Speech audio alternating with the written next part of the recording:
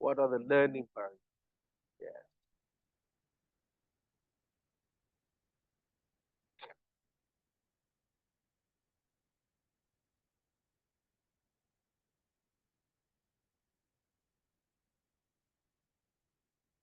Yes. We need to see a couple of responses for the question that is posed. Yes. Student interest, teachers. Okay. Rita said students' interest, teachers' preparation, lack of resources. Yeah, this could be, yeah, some of the barriers. Lack of equal opportunity, Kidane, Gedafao. Yes. Yeah. Rosa, enough inputs. Of course, lack of resources, as indicated by Rita there as well. Ada Kosan, distractions in learners like psychological, mental, and emotional issues, distractions from the environment, visual impairments, audio problems, learners' interest, lack of motivation. Thank you very much. I think that is enough input provided. Thank you, everyone, for your participation, very active participation. Exact. So, can we go to the next slide? What are to see some of the back again? Yes. Yeah. Next slide. Next one. Thank you. So, you've all indicated the kinds of barriers we have. We might have environmental barriers, psychological barriers, socioeconomic barriers. However, these are the common learning barriers we have are they could be personal barriers, like it could be lack of interest, it could be peer pressure. All of that can be included in the personal ones, and as well environmental barriers, the environment we learn in. It could be the transportation we come in, or it could be the stability of our area.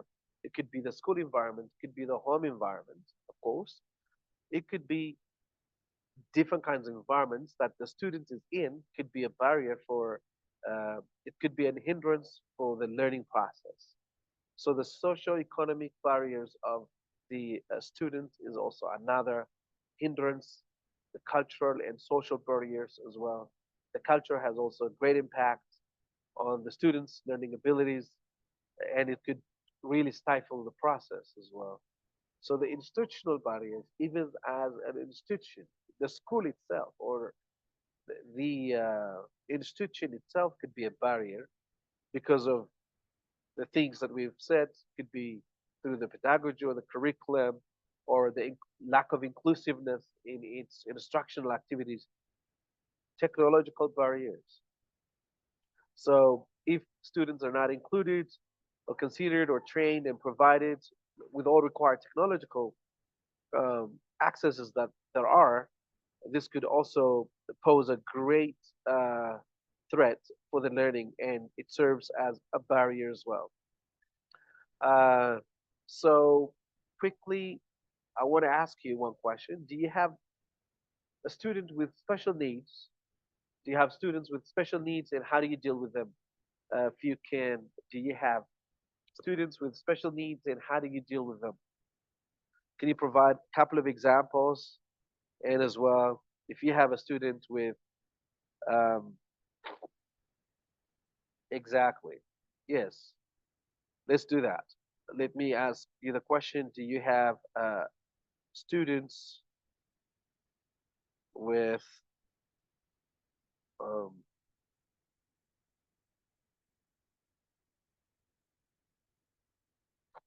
you have a student with a special need, and how do you deal with them?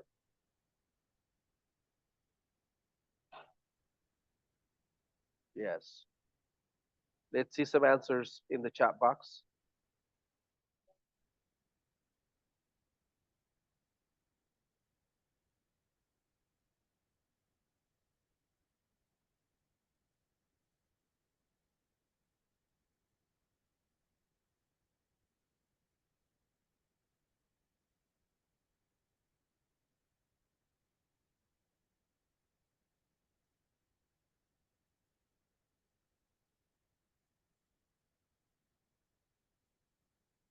Yes, do you have students with special needs? Yes and no.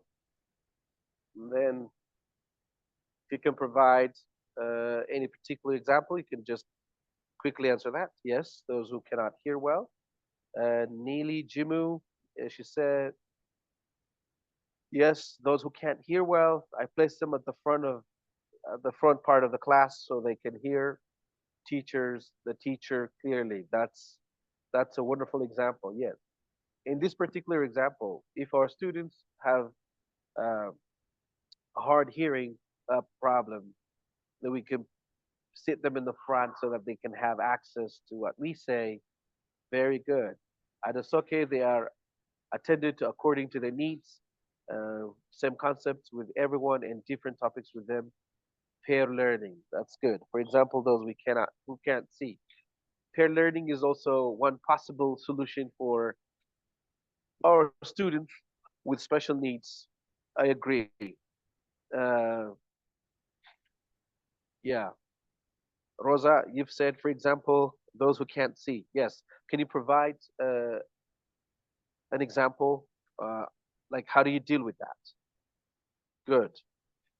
Thank you, everyone. Thank you, everyone, for your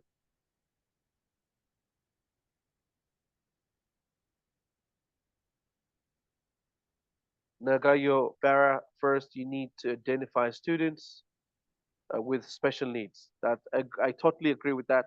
We need to identify them and come up with solutions. That's true. So, can we go to the next slide? Thank you, everyone, for your active participation in this regard. Yes. So, do you have students with special needs? So, you've said yes, you do have some who can't hear, some who can't see, and the solutions are we can put them in the front, those who can't hear, and we can do a pair learning where one student supports the other.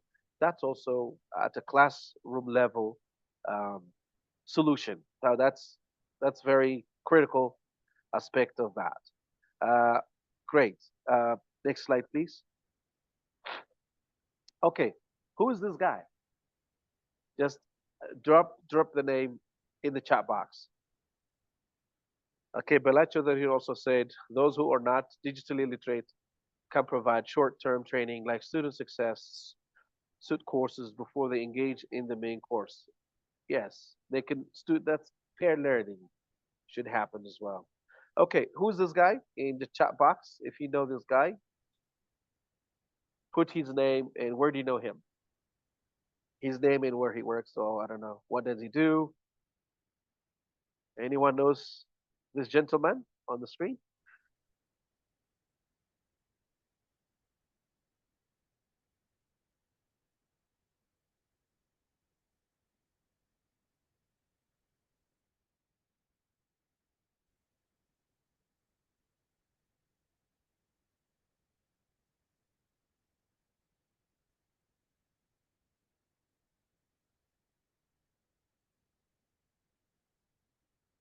All right. Anderson. Very good. Nagoyo Para. He said Anderson. Uh, okay, Marek. I don't know him. No problem. Tasso. I think a person who had disability when he was a student.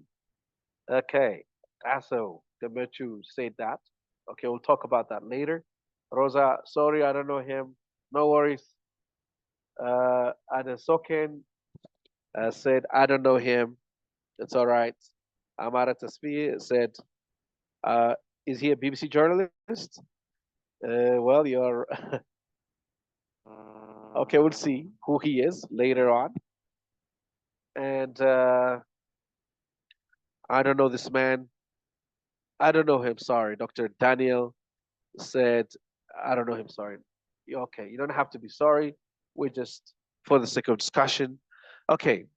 Like you've said, this guy is, let's see the next slide, who this guy is. Yes. This gentleman on the screen, who was on the screen, was Anderson Cooper. He's a journalist. He's a CNN journalist. So, to a child, what he said to a child with learning disability, The school can be an incredibly isolating place. Cooper said, my school made all the difference in my life early on. And the good news is that there are great schools out there able to provide the necessary resources and support.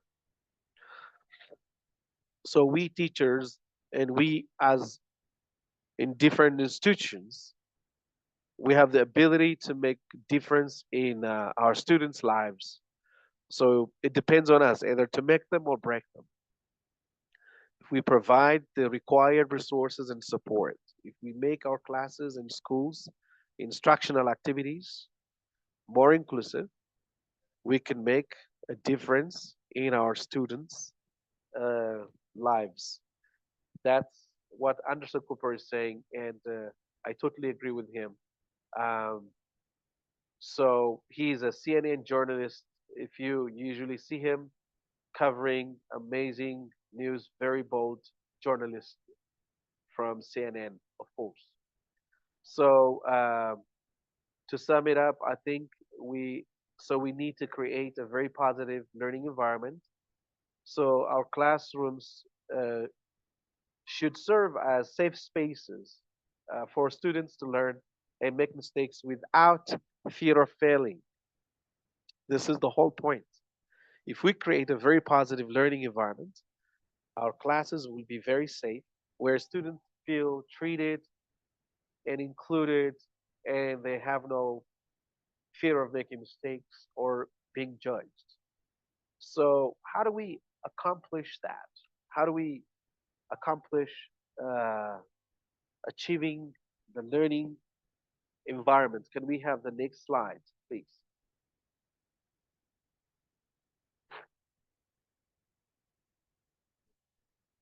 Yes. So, how do we create a very positive learning environment? Well, okay, from the picture, can we? What do you see from the picture? What are they doing? Can we have our own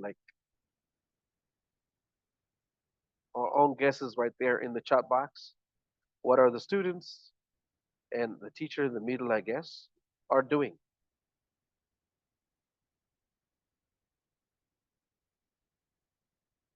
Yes, kindly send your answers in the chat box. Yes, SoNet sharing ideas, of course. They are sharing ideas. Yes, say more about the picture. Say about their emotions as well. Cooperative learning is happening. Yes, they're sharing ideas. The cooperative learning is happening. Collaborating on a task. Regayo, uh, Kidan Gedafao, and Amara as well. Thank you. Yeah, that's so what I have understood from the picture is that doing their task collaboratively, of course. And it looks very positive from their facial expression and very happy to help one another, which is great as well. Lovely. They are enthusiastic about their learning. Rosa, thank you very much. Yeah, they seem very enthusiastic. Muslia Mohammed, hands-on experience. Yes. Rata, discussion about some issues. Yeah, we don't know the issue, but they're discussing very cooperatively. Pelacho, I think they're watching what someone is saying through a video to have a common understanding. It could be, that's a possibility. Adesoken is saying that group and collaborative learning is happening. Okay, Tedros, they're doing group work. Who knows? They might be. Uh, Consultative and collaborative learning. Thank you all. That's big thanks to you all. Yeah, let's go to the next slide.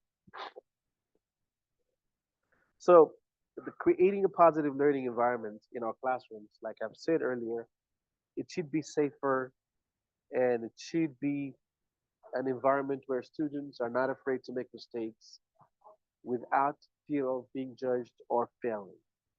So, that is the whole point. If we have a very positive learning environment, our students engage very positively, engage in peer learning, they collaborate, they cooperate, they share to one another. That's the whole point of what we're doing today. Great.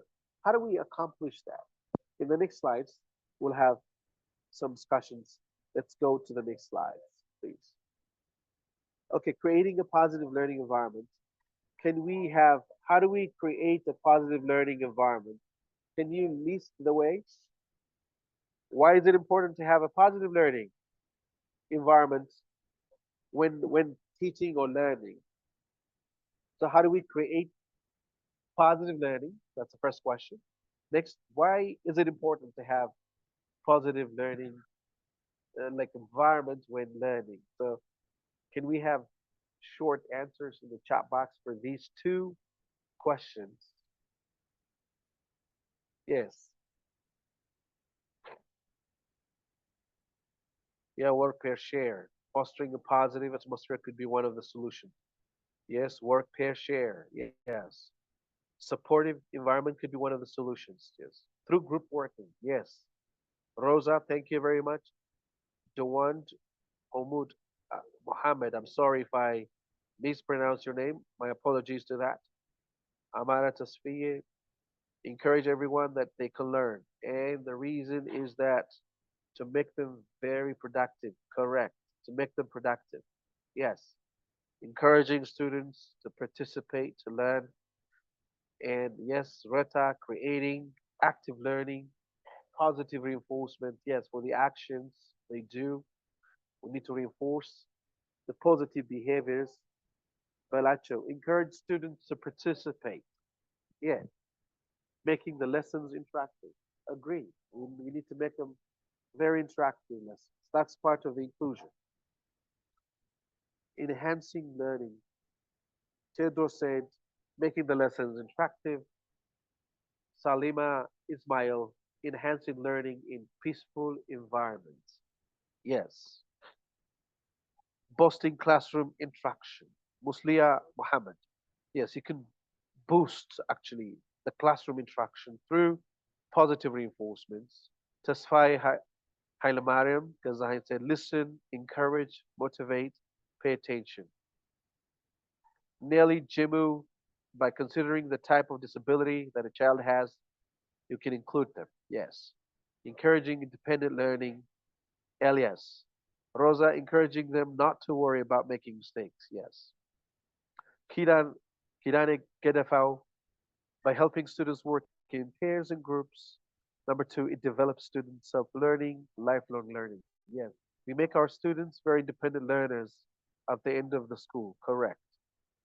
Meseret Sime, ask open-ended questions. Open-ended questions encourage students to think critically and share their own perspective. Avoid asking questions that have simple yes and no or no answers. Yes.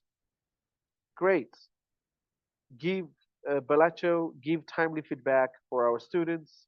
Thank you, Balacho. And Dawood Humad, making the classroom place where students feel treated and valued. I can't say more. Thank you so much, everyone. And Ma'arid, creating awareness for students about education for all. The SOCAN stimulants must be present there in the classroom to create interest in the first place, teachers' attitude, establishing a connection, getting to know, and interest in them in discussions. Thank you, everyone, for your active and wonderful participation. You made this more, so we have more inputs from you. Thank you very much. Can we go to the next slide? Can we go to the next slide? Yes, we are about to wrap up the first phase of yes. So positive learning environment, what it does is it actually builds very strong teacher-student relationships. The rapport between teacher and student gets stronger, and then we set clear expectations, what we expect from our students, what is expected of the teacher as well can be clearly set. Then we all have, you know, a baseline where we agree on, then we can work towards the expectation as a whole with the teacher and the students as well. Foster a safe and inclusive atmosphere. You've said it all. We need to create a safer and inclusive atmosphere environment for our students. Engage in active listening, where we listen and respond and give the due answers. Use a positive reinforcement. You've mentioned it all in the discussion, which is great. So to create that, it's all about the teachers. So the stakeholders are not only the students, but we teachers are also the stakeholders. So our instructional activities and methods are also stakeholders. So all the stakeholders should get involved and contribute equal contribution to create the positive environment in our classroom. Thank you. Thank you, everyone. Okay, so can we proceed to the next slide, please? So to the why is it important to have a positive learning environment? Number one, it improves our academic performance. Our students will perform better, will make a lot of effort to achieve more. So they will have improved academic performance by having, if we have a positive learning environment in our institutions or schools, and it builds confidence and motivation. So if people have a very positive, or if they have improved academic performance, the confidence gets boosted and the motivation is higher, gets higher. And there will be a very positive rapport relationship, and it ensures equity and inclusivity. So we include everyone, and people will have equal chance, equal opportunity in our uh, environment. Develop lifelong learning habits. So if we create the positive learning environment, we're giving our students, we're teaching our students not only to eat the fish, but we're also teaching them how to fish, which is a lifelong learning habit, and encourages creativity and critical thinking. Like you've said, if we can make our students critical thinkers, and uh, by creating a very positive learning environment. Okay, which is so. Can we go to the next slide, please? Yeah. Which of these do you usually do is like build positive relationship with students? I think from my own personal experience, especially of the when we go higher to the higher institutions, to the universities, it's not customary to greet students, especially those of us who've studied and learned way back. But these days, things are changing. So, greeting students at the door can really build a very positive relationship with a teacher and get to know their unique personality. Greet them, say hello, how they come by, what they have for breakfast, how their morning was. So you create a very positive uh, classroom from the get go. And also, we can outline classroom rules for positive behavior. I think I have seen in one of the documentaries I watched, in one classroom, I saw rules of the class: respect the school, respect your friend, and respect your teacher. So these are the three rules I have seen in one of the classrooms I saw. So we can have simple rules in the classroom where everyone is required to adhere to. Use very positive reinforcement. When we see something very positive, we should highlight that. Keep a very positive mindset rather than judging the student or judging a teacher. It's a two-way street. Keep very positive. The attitude really matters. Create a comfortable physical environment where students cannot be harmed physically, and our environment should be very comfortable and safe. Social emotional learning. This is an emerging discipline, especially it has been implemented and practiced in Europe, and we should understand the social emotional learning of the student. Some of our students might be coming from broken homes, from divorced families, abusive families, so we should understand the social emotional learning of the students and the status of that as well. So plan lessons with motivation in mind. So when we plan our lesson, the motivation should be there as well. So that's very important. And it's about inclusivity and provide personal feedback on assignments. We should give them personal feedbacks and encourage them and help them, support them. We should provide the resources they need and the supports they require. Then we can make our students and create an impact in their life. That's what we're saying over and over again in this presentation. Personal reflections and goal setting, and we should allow students to have personal reflections and goal settings, what they would like to achieve in their academic performances, and find time for fun. And we need to have uh, fun time together as well. Uh, I thank you everyone for your patience and for your wonderful participation in the chat box. Without you, it would not have been better. And we have a lot of inputs and learned a lot as well. Thank you very much. And I have come to the conclusion of my presentation. And now over to my dear colleague Abebaw to present the rest of the presentation. Thank you, everybody.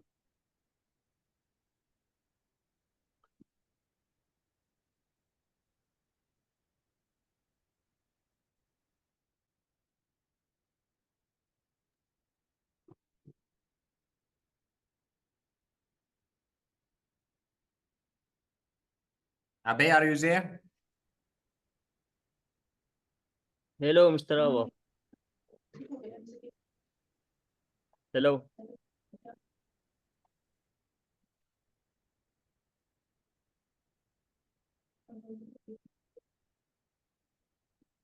Mr. Abebaw, are you there?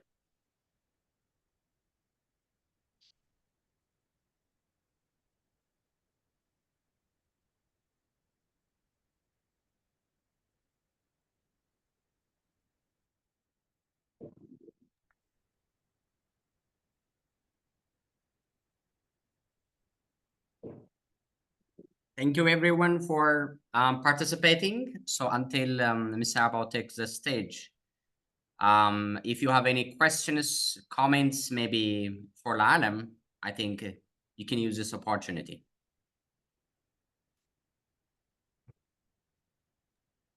Okay, I think Abebaw is.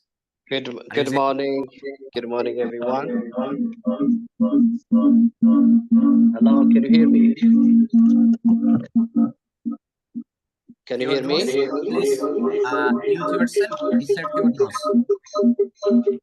Please mute yourself.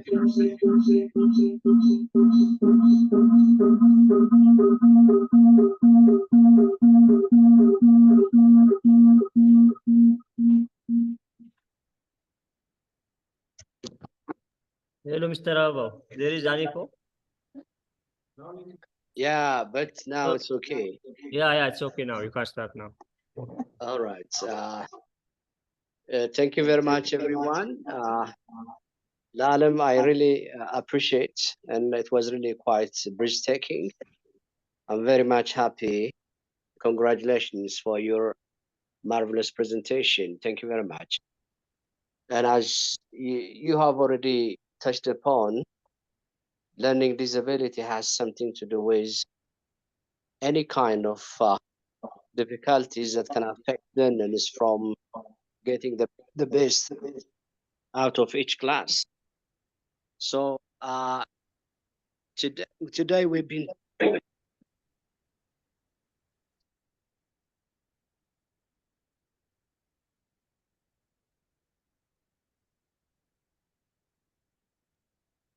You are muted, Mr. Abebaw.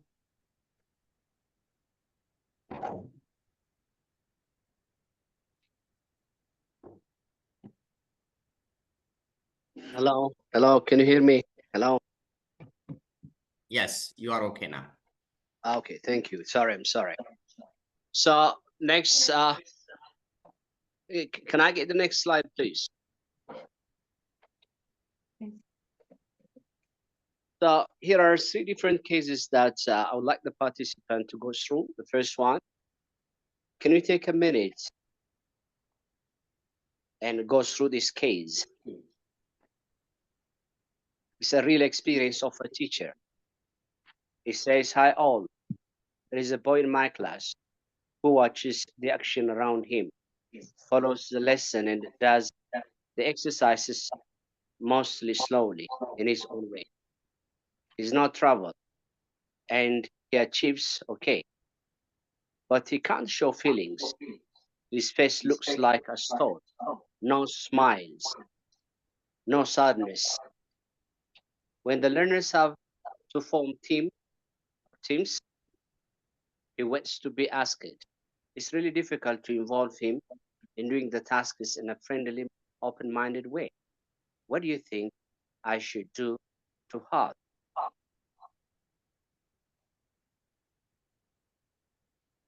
So you can see this problem. What do you think? I think there is an echo.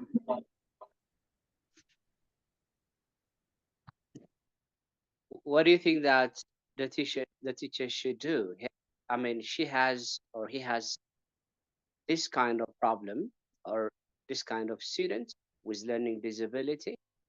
What kind of learning disability do you think the boy has? And what do you think that the teacher should do?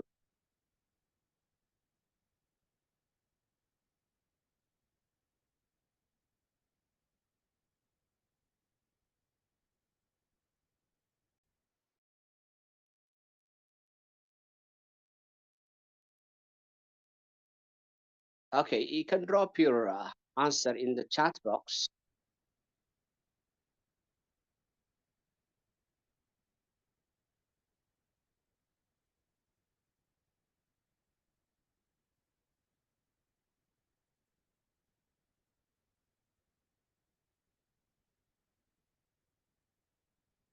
Yeah, Aso said, I think whenever you come across with this kind of student, it's better to call him alone and ask him what his problem is. Diagnosing the cause of his show is showing that kind of emotion. Yeah, it's all about understanding the cause behind. And Dowd said, I suggest to him to build a connection by talking to him privately to understand his feelings and interests and any possibility, any possible challenge to face. Yeah, there could be different kind of solutions that you guys can suggest.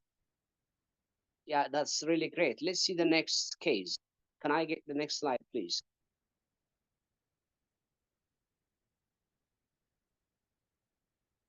Yeah, no. Yes. Now, case 3.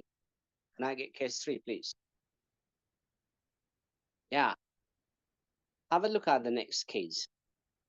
Some of my young learners do not like writing or can't write well in their own language for many reasons. If I get them to copy from the board, they finish at very different times with really different results. For example, some learners have neat handwriting you can easily read, and others have very big, badly made letters that go up and down and back to front. You can't read their writing.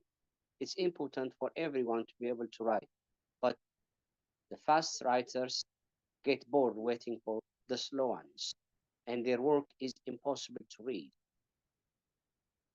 So, what do you think, or what would you advise to a teacher who has this kind of students in the class?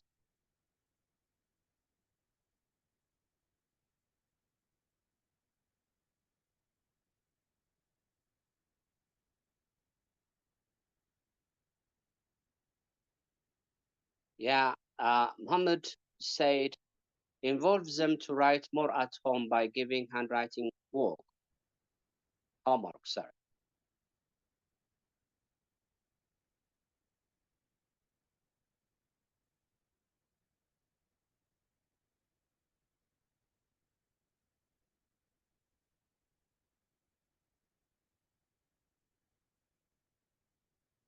So from this, you can understand that we have different kind of students that require our intervention at different level. Yeah, and Tony said that have different activities for each category of learners. And also,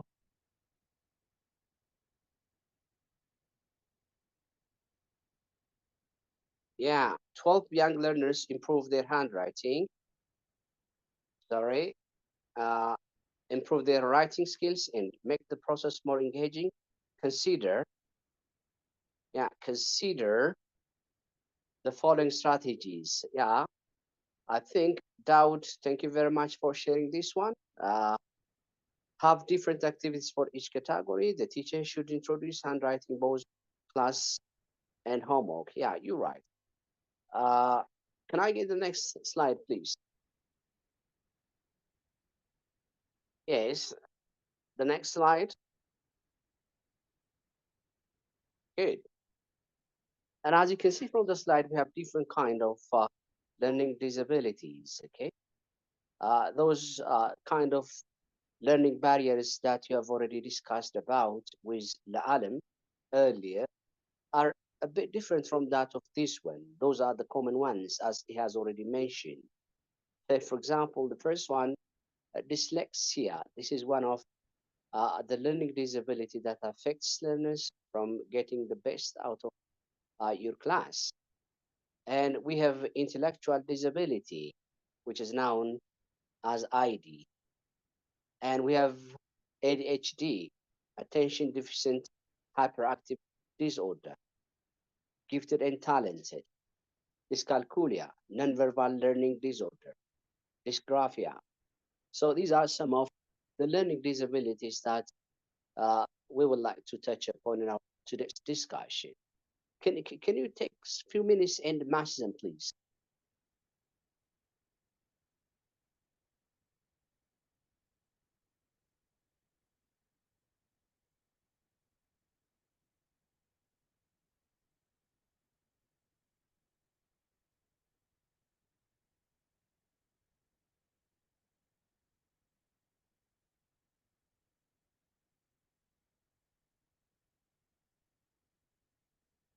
So, do you remember any of the two cases that we have already mentioned?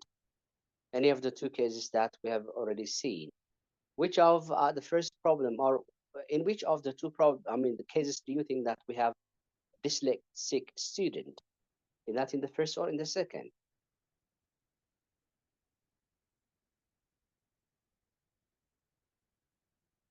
So, do you have students with poor handwriting? How about your own handwritings?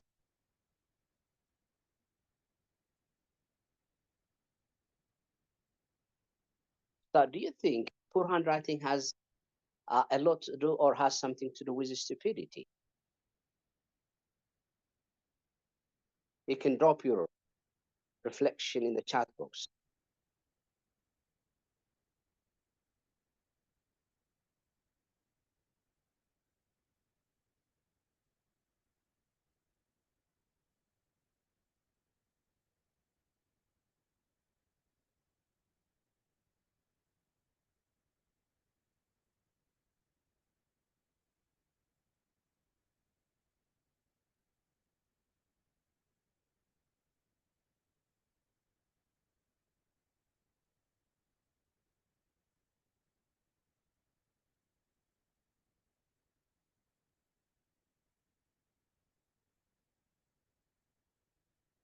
Yes.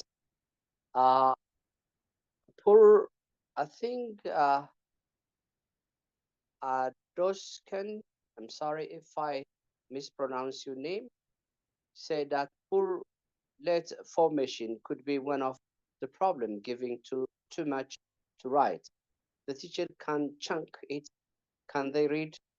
They are different.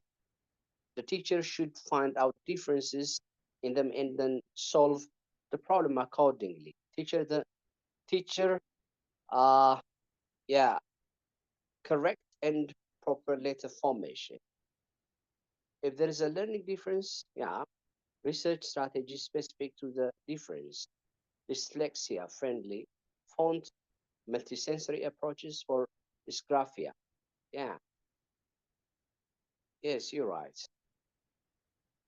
Of course, these are some of the challenges that we have. In one of the cases, I think in the first case, we have a student or students with dyslexic or dyslexia problem.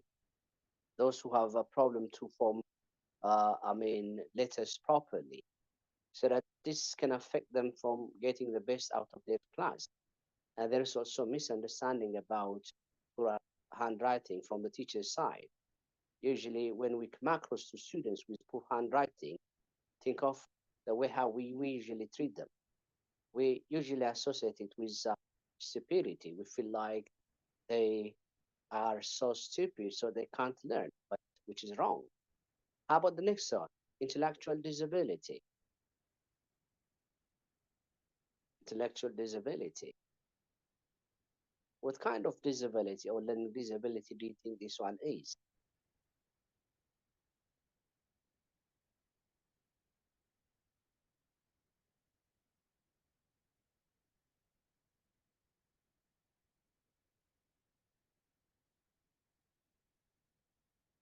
Do you have students with poor communication skill who has a problem to adapt? A student who has a problem to understand, problem solving. So if you have that kind of student, he has a problem called intellectual disability.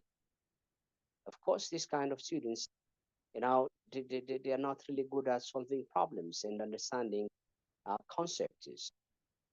So that if we understand that they have this kind of challenge, it helps us to come up with a workable strategy in the classroom.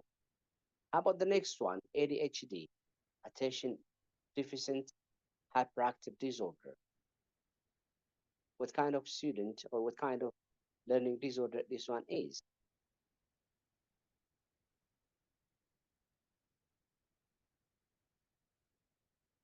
Yeah, don't you have a student who is restless in the class?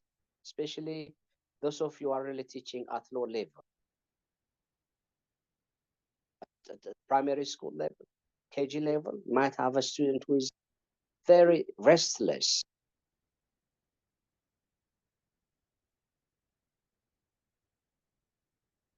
So don't you have a student who has a problem to complete tasks in the classroom? A student who is disorganized?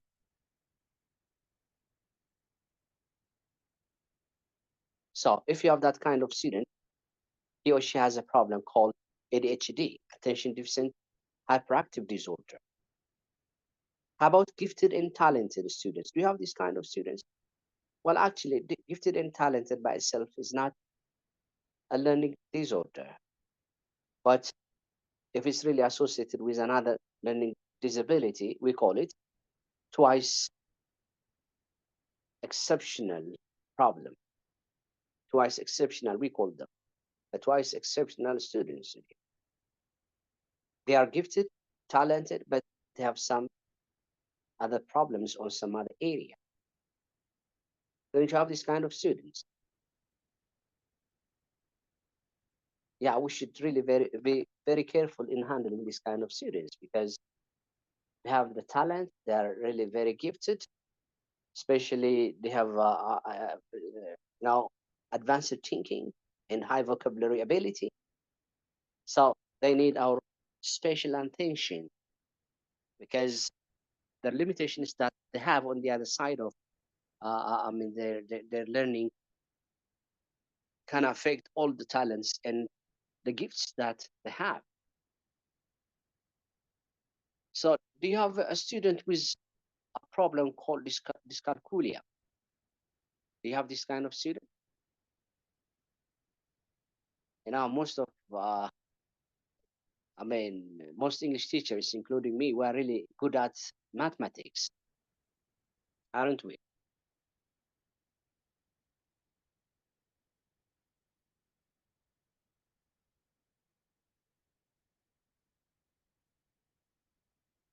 Yeah, dyscalculia is a challenge. I mean, it's a learning disability associated with learning mathematics.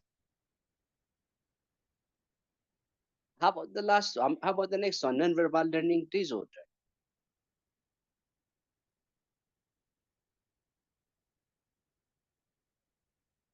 So, and as a language teacher, we are really very good at understanding the communication or the basics of communication. And as you know that we have, verbal and non-verbal communication skills. So that some people, they have a problem to understand people's non-verbal communication. There is a non-verbal communication disorder. That's what non-verbal learning disorder means. So when you give them a frown face, they may not understand. If you give them, if you want to send your message non-verbally, students with this disability, they can't understand your message. So there will be communication barrier. So that they need another intervention because most of our communication is based on nonverbal communication. So that it's a must for the teacher to provide the necessary help to this kind of students or students with this kind of learning disability. How about dysgraphia? Do you know someone with dysgraphic problem? Yes. Anybody who has any problem to read? Yes. Maybe here, I just want to ask a question. What do you think the standard exams that we give to our students, are they inclusive? For example, there are students who doesn't like reading. There are students who do not like reading. They prefer if the exam is really, read loud for them.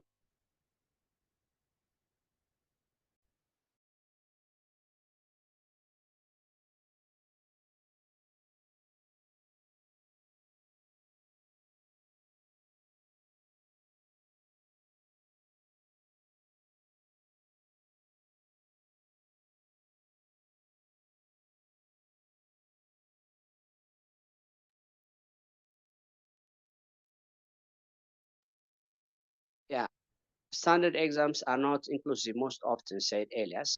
Great. How about the others?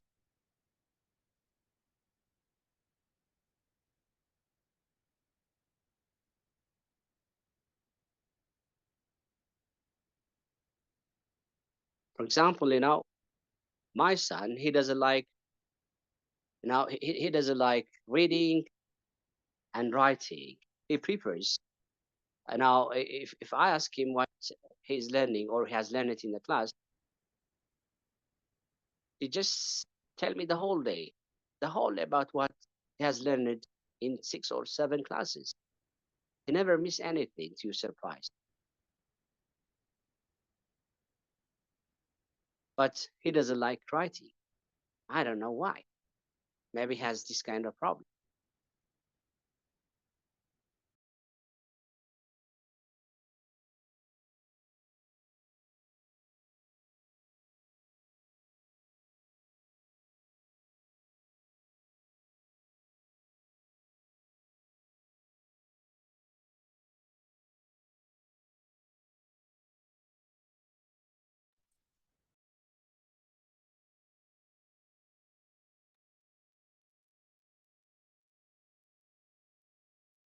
All right. Thank you. Thank you very much for your comments. So some say, yeah, and I can read here.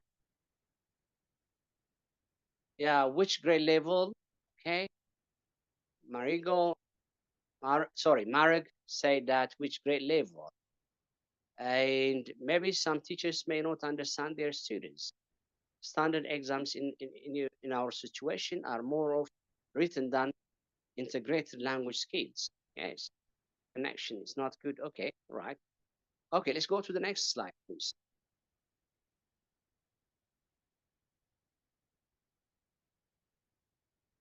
So let's see the characteristics of people with disability, with learning disability. The first one is they have low self-esteem.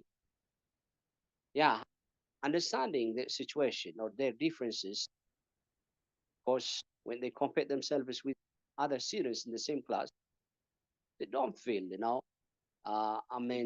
confident.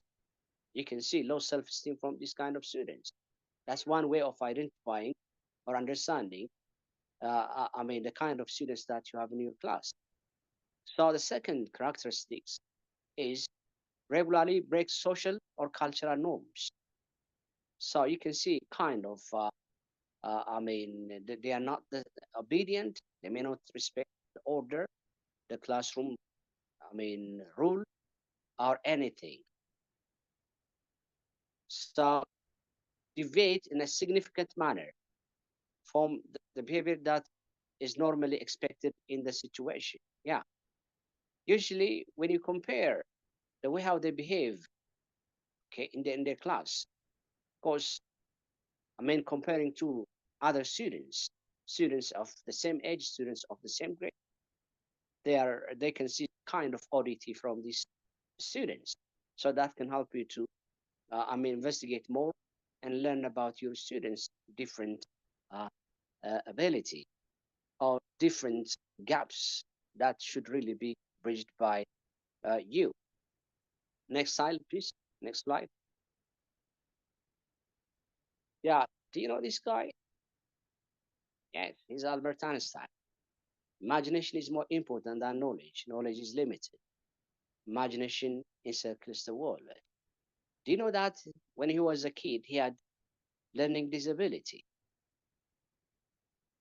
but he's one of the few people, who have changed the world. So that this can tell us something. Usually, students with learning disability, they have a very unique ability or talent that most of us, we are really short of understanding this ability or this talent of our students. Next slide, please. So by the way, he was dysgraphic. Albert Einstein was dysgraphic. Yeah, how about this one? You know this guy?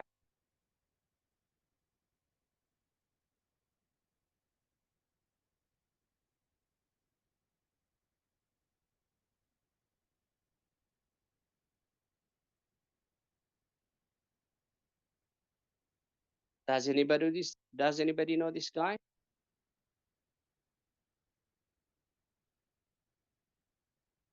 I think everybody knows Picasso. Picasso. Picasso, one of the famous person or people, was a problem related to or associated to learning disability. Next slide, please.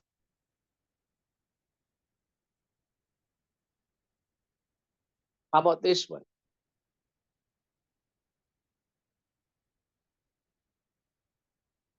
Octavia Spencer is an actress. I was paralyzed with fear because I kept inverting words and dropping words, she said. I do want to be made to feel that I was not as smart as the other kids because I know that I'm a smart person. You can see how difficult was for her to learn when she compared herself with the other students in the classroom. But she was such a smart person. Next slide, please.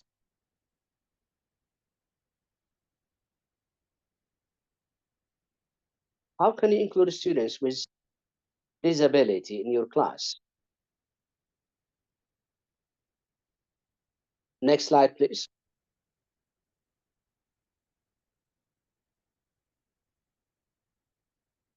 Yeah, for example, visual impairments. If you have students with this learning disability, how can you include these students? Can you drop your answer in the chat box, please? Great.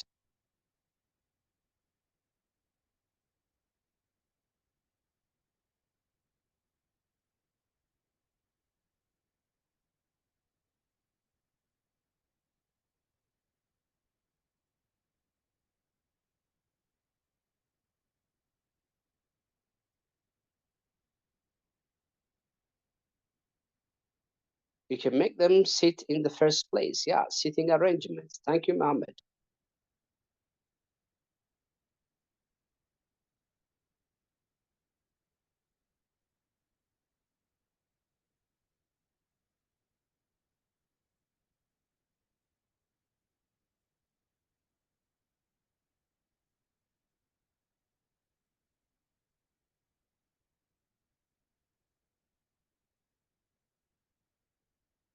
Make large copies to them. Yes, yes. Big fonts. Yeah, you're right.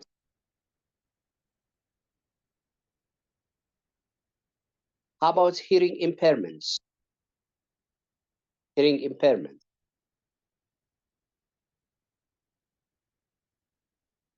What would you do if you have students with this learning disability?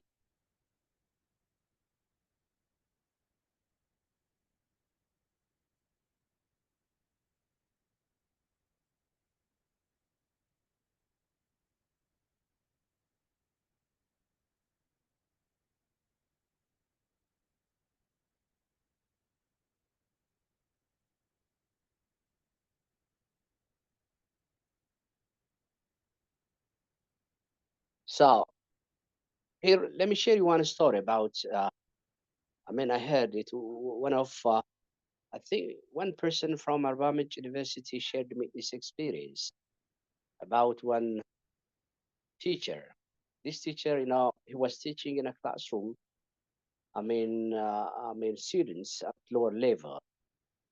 He tried to explain the lesson to one of his students, but his student couldn't understand.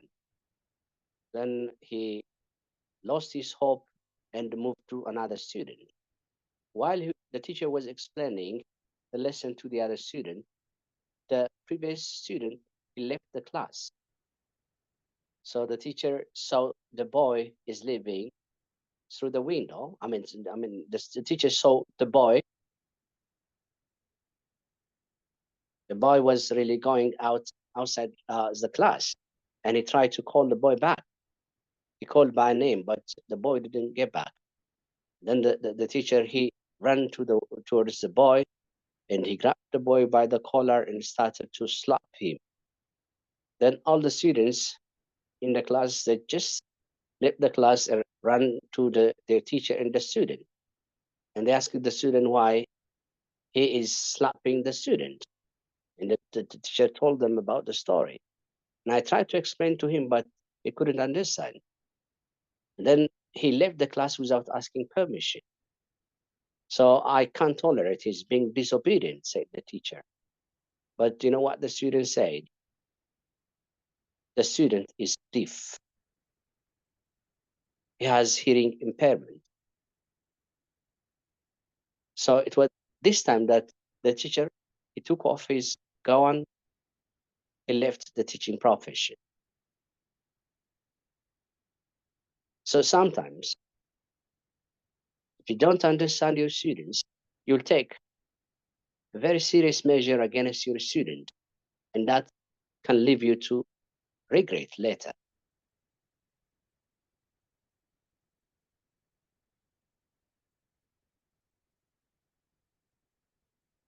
So Rashid said, I have a special child with speech disorder and fingers are not strong.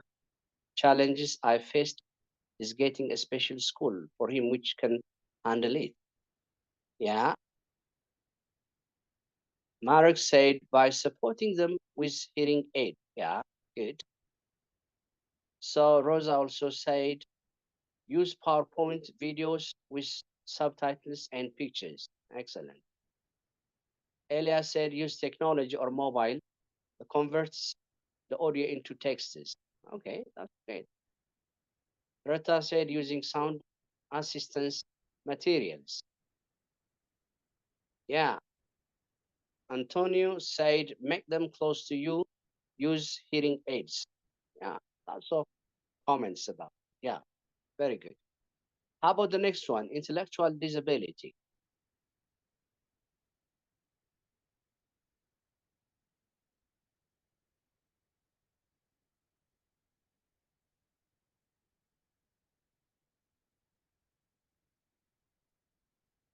As you know, that intellectual disability is a learning disorder that affects students from understanding concepts and reasoning. So they have these kind of challenges. And how can we help them?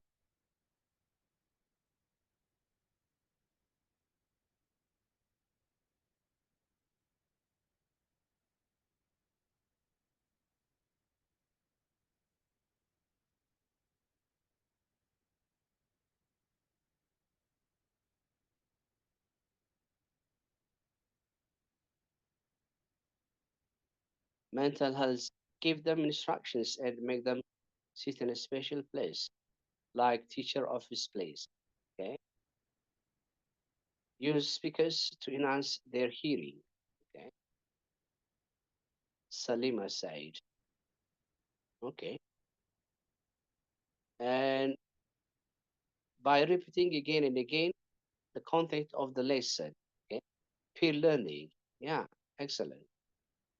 Rosa said peer learning. Marek said by repeating again and again the content of the lesson. Great, great. Okay. For the sake of time, let's proceed to the next part. Next slide, please.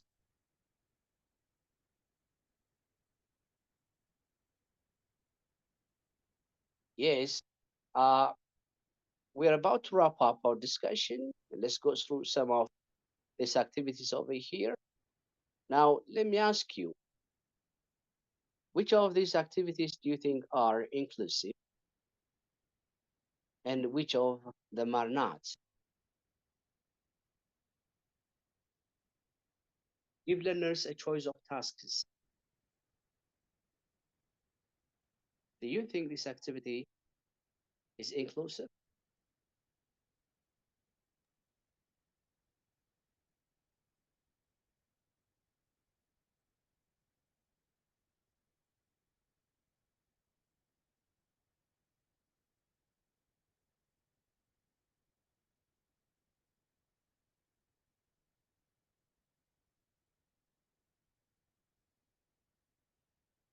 Yes, autonomy works with some students. Okay, Adesokun, Adesokun, sorry for my wrong pronunciation. Also said A is inclusive. Marek said A and B are inclusive. Okay, I think A and D are more inclusive. Okay, all right, great, great.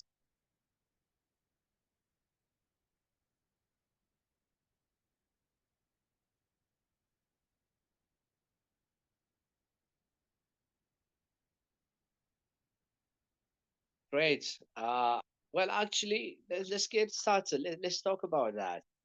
Yes, A is inclusive, but the fact that it gives chance for students to choose. I mean, any of the tasks that they are really interested in. Yes. How about number C? Groups compete against each other to win, get the most points, or say an answer first.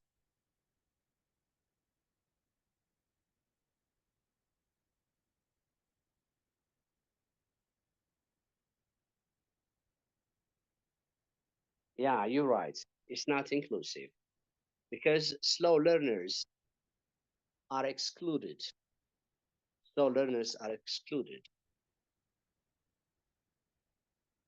So, how about the next one? Number D. Teams work together towards a common goal. For example, for find different ways to group a set of words. What do you think?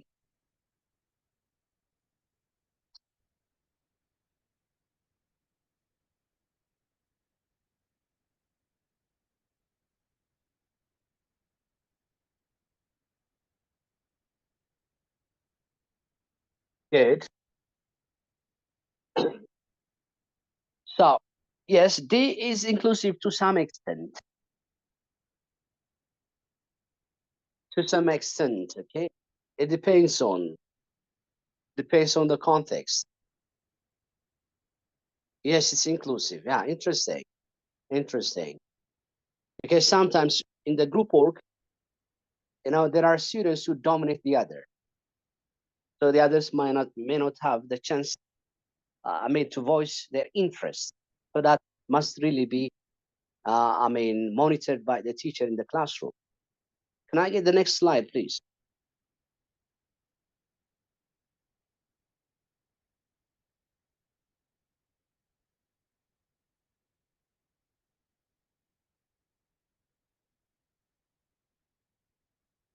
So what about G?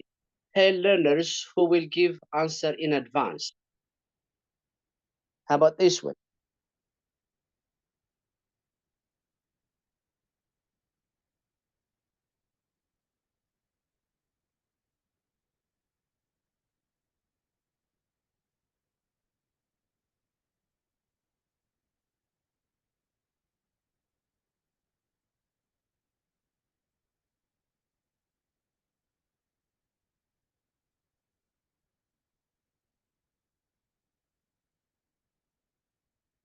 It's inclusive.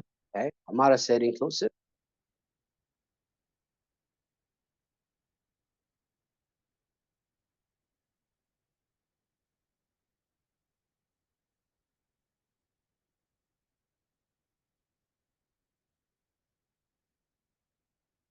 F. Okay. I'm asking G. Tell learners who will give answers in advance. Is it inclusive or not?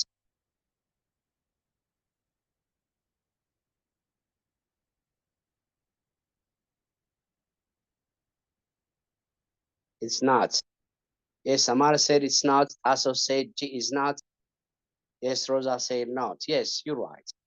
It's not. It's not inclusive because we have students who are not as active as, I mean, finger counted students that we usually have. In most of our classes, we have few students who are really active. The majority may not necessarily be active. So that excluded this, students with this behavior. Let's go through the next one. How about I?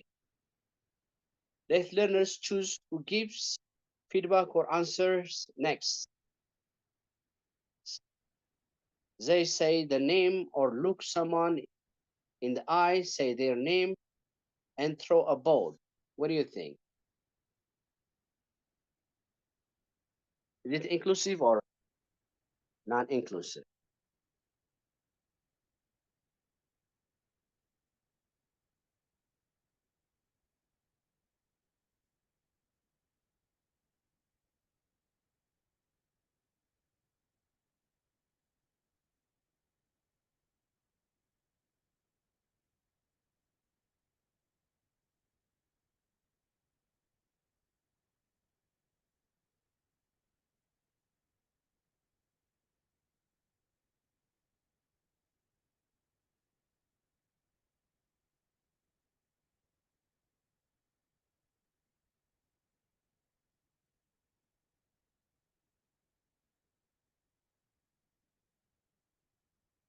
Yeah, Anthony, I appreciate that. That's a really good observation.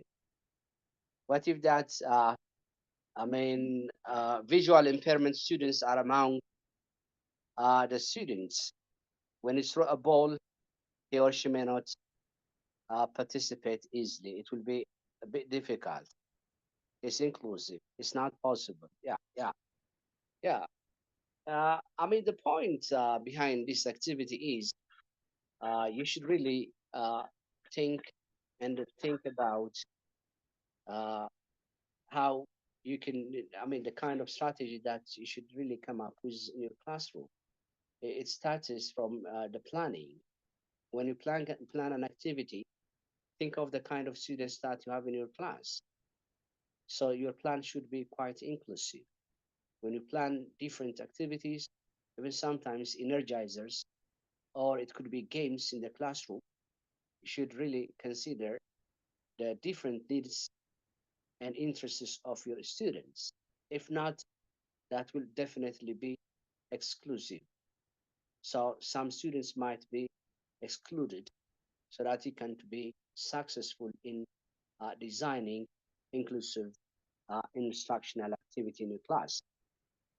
So I think uh, that's really the end of our today's presentation. I am really very happy to have everybody participated very actively and add up to the experience sharing session. Thank you very much. Now, time for question and answer. Over to you, Dr. Amar. Thank you so much, guys. It was really an wonderful presentation. We have learned a lot about the ideas of inclusive education, how we can manage different disabilities, and we have learned different types of disabilities and our experiences and challenges as well. So I would like to give it the chance to our attendees if you have questions, particularly questions for our presenters. So anyone who'd like to ask question?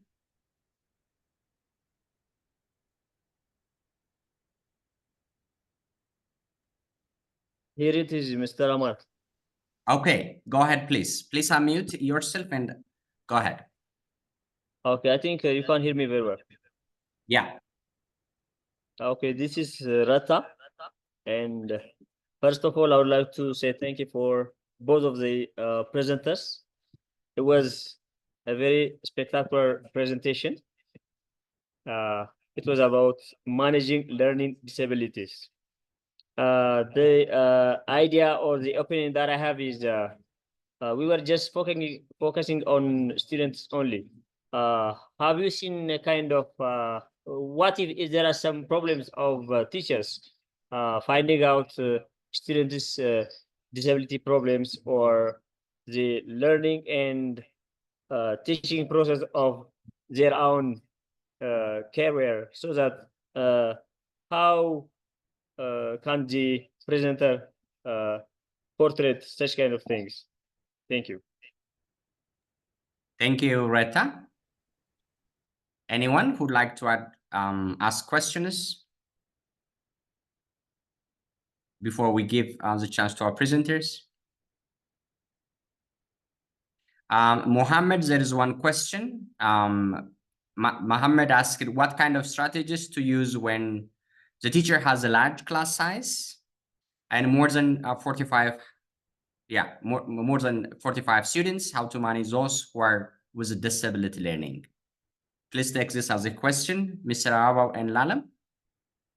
You can start with this questions, and if we have time, we'll give the chance for other questions as well. Who should start first, Lealem or Abebaw? You can start. I can start first. Thank you very much. To start from the first question, Reta's question. I mean, this learning disability is not the problem only for students. It's also a problem for teachers. Yeah, I can see this one from different angles. The first one, teachers are lifetime learners. So that's all the problems that we've been discussing about can also be the problems of teachers at the same time.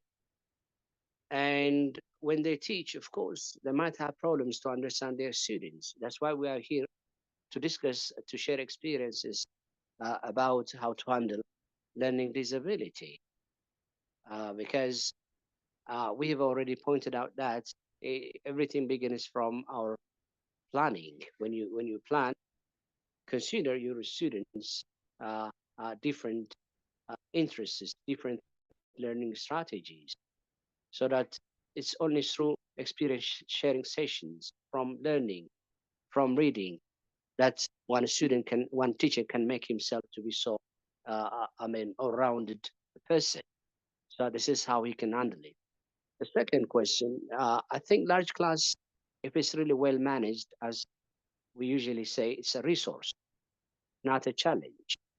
Maybe I'm thinking of, giving one workshop on how to manage large classes in the future, because this question has been, raised so many times in every presentation, in any workshop. This, question usually, you know, uh, people raise it again and again. So that I think it's a serious issue that should really be discussed sometime in the future. So to get back to your, the question, we can't prescribe one solution for this problem. There could be different kind of approaches. It's the teacher who can understand the real context where he or she is in, so that he is the one who's supposed to adopt any of the issues that have already been discussed here, so that there could be a number of active students in the class. Either he can use or she can use these students as, assistant teachers, of course, in the class. They can sit very close to students with learning disability and help those students. So there could be another way of handling this one. So I think it depends on the real context that he has and the real kind of learning disability that the students have. Thank you. Thank you, Mr. Abebaw. Lealem, would you like to add some more? All right, I would like to add a little bit on what has been said. To answer Reta's question, of course, in this, when we talk about managing disabilities, we are focusing on students. Of course, the teacher is also one stakeholder, and it could be a factor. Even the teacher could be a problem who has issues, was coming from broken homes or from has economic constraints and etc. Psychological problems, emotional problems. We don't know. We are human beings. That's a very good question. I think to solve this problem, I would suggest that the schools or the institutions should take the lead in identifying the teachers' issues. It could be the pre-hiring procedures, process, or during the teaching learning process, so that sudden class visits and monitoring and evaluation programs, I guess, because the teacher has to exhibit a very proper and, as you know, he has to be he has to model the right behavior. If the teacher fails to do so, there's no point talking about the students. So we teachers also need to work on those things, especially the school leaderships, pre-hiring, while at work, all those kinds of things. Even getting feedback from the students about the teacher could actually help elevate. If we have teachers like that, we can help them through training, we can empower them, we can make them aware of what they're doing, and through trainings and constant, relentless training, I think this can be elevated. That's my personal opinion. But I never thought this question could be asked. But it's a great question. Thank you. Thank you so much. Moving on to the how do you handle large class sizes? Let's say 45 students in a class. In some instances in our country, in some instances you could have more than that, especially in the remote areas. So, of course, teaching a large classroom is a challenge and an opportunity. What makes it a challenge is, number one, is the time constraint that the teacher has, because one period is 45 minutes and can't handle 45. Can't 45 minutes is not enough to handle 45 students or more.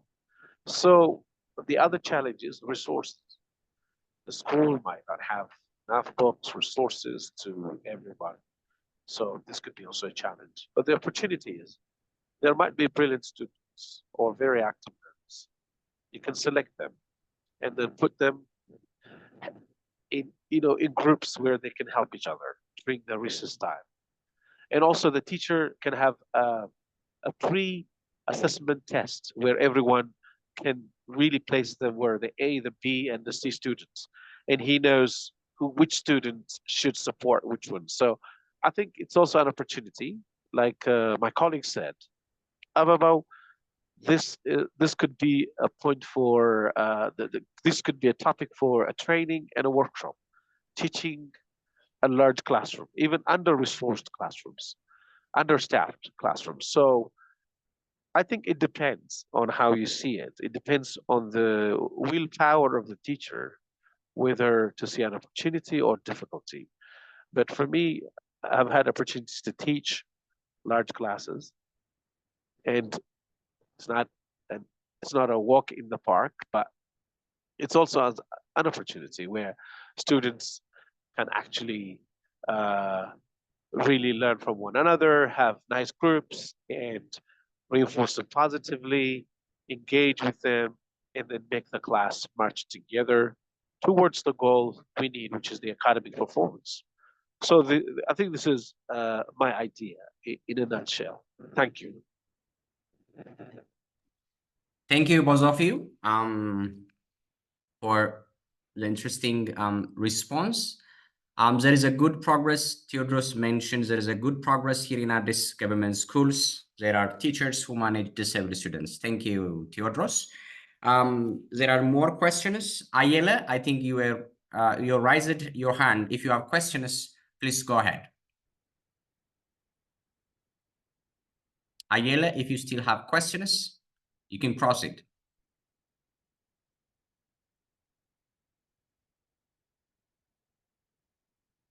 Okay. If not, there is a question from Antonio. Antonin, he asked that how can you handle learners who are preoccupied with everything other than concentrating on the content being taught in class?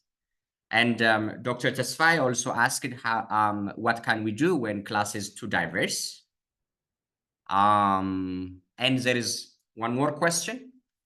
Rashida, how can I manage children with different disabilities in the same class when there are more than one disability? Okay, these are three questions. You can proceed.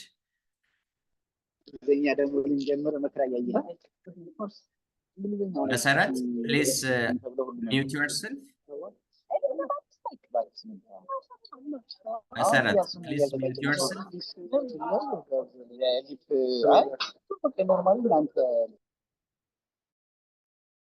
Hello, may I come in? Yeah, Dr. Amar? go ahead, please. Yeah, go ahead. Yeah, I just want to say one point about the previous questions about, say, for example, I think here these days, I'm not sure that Sabah University is giving, courses on special need. Teachers should really be trained on this area so that they will be able to manage their students with different learning disability. So actually, yes, we have students. And all the students are not.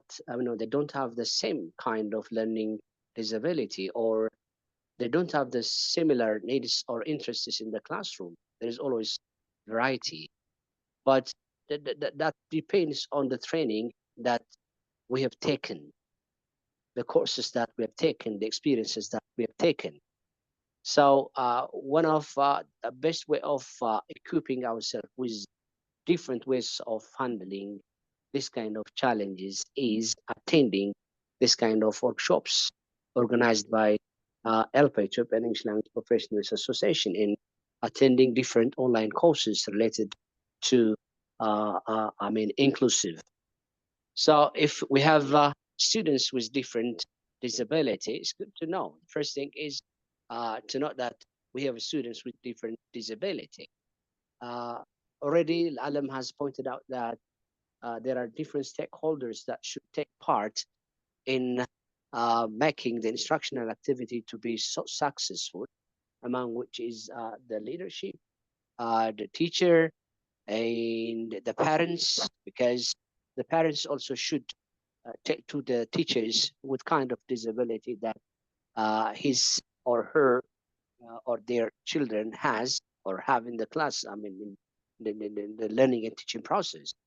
For example, if my kid has a specific learning disability problem, I should really approach, I mean, his teachers and inform them about the challenge. That's one way of helping my son to learn the best out of each of the classes.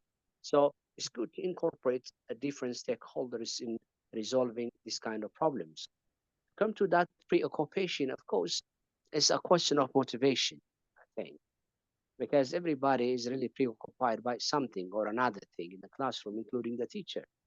But as a teacher, especially as a trained teacher, when we are in the classroom, we should really know why we are there and why the students are there as well. So there are different techniques that we can keep our students to be motivated and to be focused. One is understanding their interests, and even the content areas that we usually come up with is something that can make our students to be focused or not in the classroom. One of the challenges that I usually notice from many of the teachers is usually many of the teachers, they we start, we talk about something which is not related to the subject matter in the classroom. It could be our personal cult or some other thing. So it depends on the age of the students, they may not be able to focus on if the issue is not that is really interesting for them.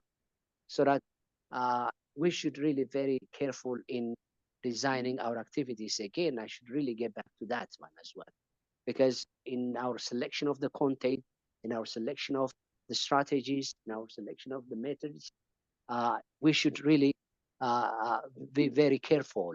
We should know what we should talk, where to talk, and why to talk, and how can we involve our students.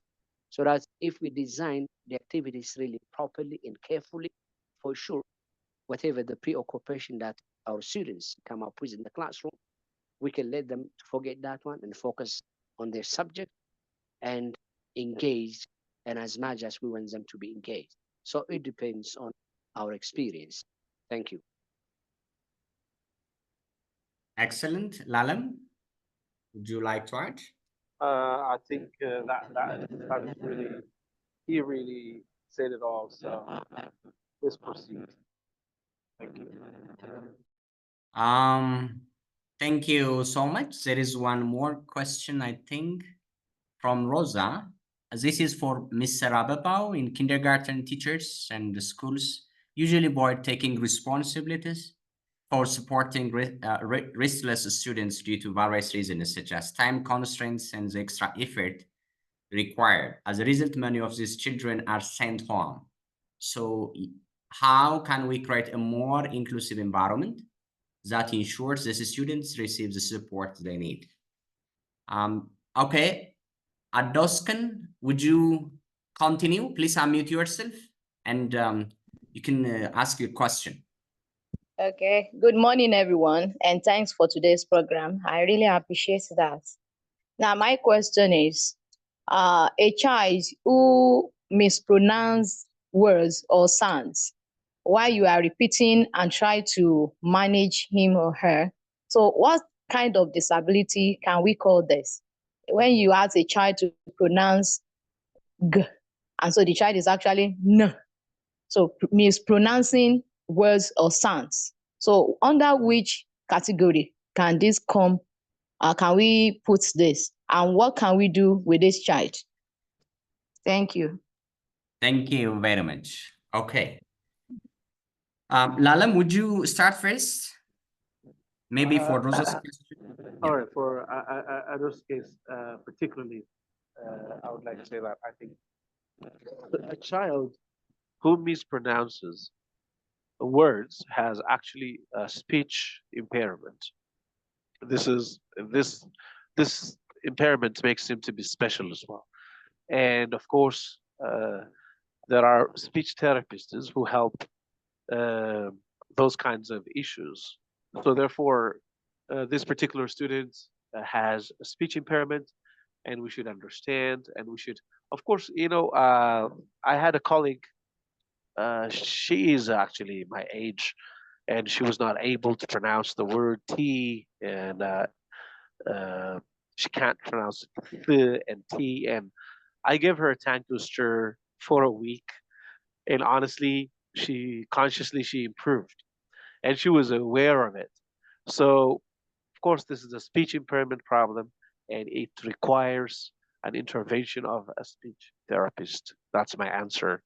Regarding the other question, it's directed to my dear Okay. colleague Abebaw. Over to you. Thank you. Thank you, Lealem. Thank you very much. Well articulated answer. Thank you very much. Yes, speech therapy is really needed. It's not only for people who have challenges in relation to uh, pronunciation, but sometimes we don't have to mistaken pronunciation challenges with other kind of speech disorder, because pronunciation can be affected because of our mother tongue interference. Say, for example, now currently have students from Gabonese. They have challenges in pronouncing O, for example, instead of saying mother, they say mother, brother. So this is how they pronounce. But we've been struggling for the last 1 month and a half. Now, for most of them have already, have already been acquainted with how it should be pronounced. But sometimes, mother tongue interference should be, tolerable, because there's not this, exact pronunciation or that kind of thing. Because that's why we call English is become Englishes. There are different Englishes, okay? Nigerian English is one, Indian English is the other one. So there are different Englishes, so that we should really respect that one. If there is mother tongue interference, we should really tolerate that one. And they are not supposed to pronounce the way how the native speakers pronounce it. That can't be the standard. The second question is about the kid.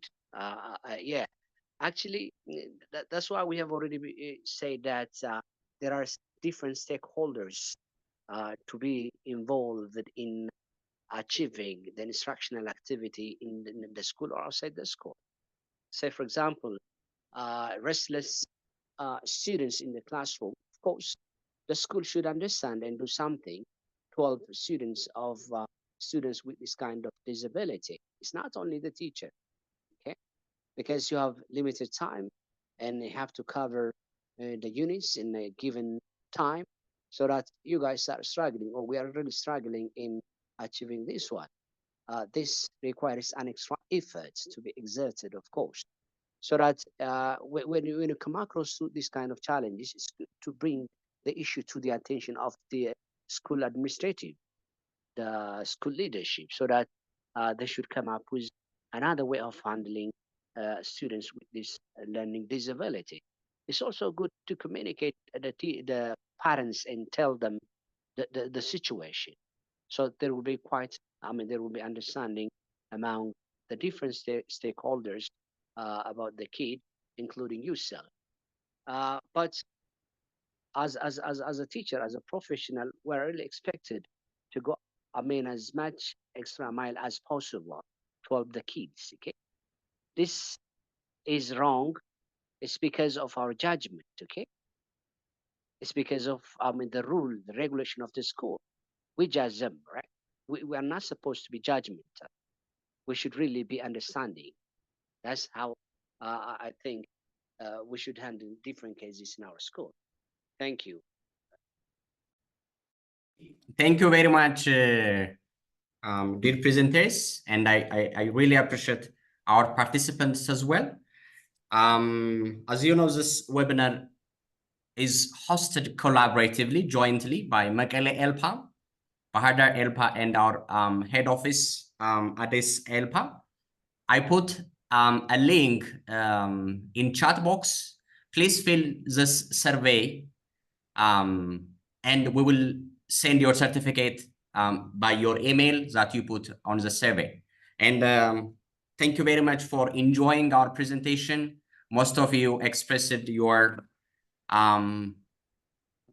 your ideas about the presentation and the discussion as well. Okay, thank you very much. Yeah, please don't forget to fill the survey. Thank you all. Thank you very much for participating. Thank you, everybody. Thank you, my for colleague, participating. Dr. Thank Amar. you. Thank you very much for your presentation and attending the webinar. And as Dr. Amara said, please don't forget to fill up the forms. Thank you. Thank you all. Thank you all.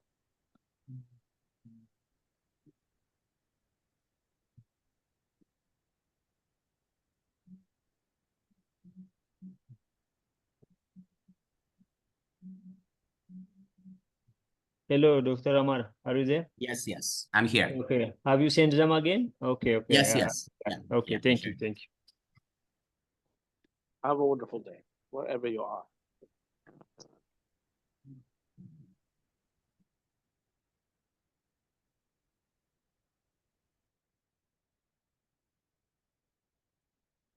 Thank you, Tasso. You give us comments. Thank you very much.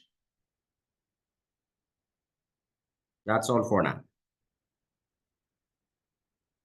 We'll meet you again with In another. order to make things easy, yeah, you can copy paste your the link in your personal pages.